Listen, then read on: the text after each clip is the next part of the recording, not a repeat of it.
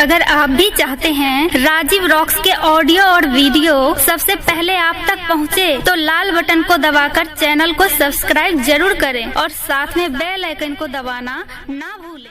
Presented by SK Music Support। चल देबऊ शमशान गे सजनी हम तोरा प्यार में, हम तोरा प्यार में। चल देबऊ शमशान गे सजनी हम तोरा प्यार में।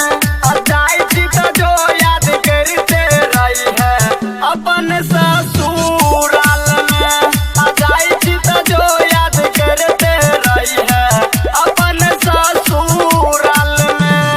चल देबऊ शमशान गे सजनी हम तोरा प्यार में। अजाई थी तो जो याद करते रही है अपन ससुराल में। अजाई थी तो जो याद करते रही है अपन ससुराल में। अजाई थी तो जो याद करते रही है अपन ससुराल में, अपन ससुराल में।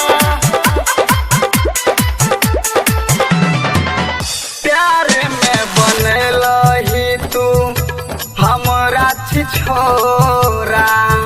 कथी ल वादा कैले भेलौ ने पूरा, भेलौ ने पूरा।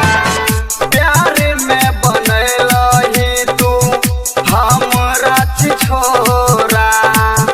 कथी ल वादा कैले भेलौ नहीं पूरा।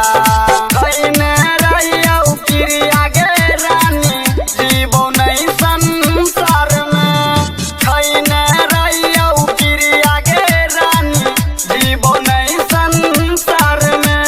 अजाई थी तो जो याद करते रही है अपन ससुराल में। अजाई थी तो जो याद करते रही है अपन ससुराल में। अजाई थी तो जो याद करते रही है अपन ससुराल में, अपन ससुराल में। जीवत के साथ में रहल करिए तू बेजोर से। दिल के हम आग बुझैबे आँखिया के लोर से, आँखिया के लोर से। जाबिर के साथ में रहल करिए तू बेजोर से। दिल के हम अपन आग बुझैबे आँखिया के लोर से। गुड्डू से मुँह मोर तू ललही अपन यारी यार में। गुड्डू से मुँह मोर तू ललही अपन यारी यार में। अजाई थी तो जो याद करते रही है अपन ससुराल में। अजाई थी तो जो याद करते रही है अपन ससुराल में।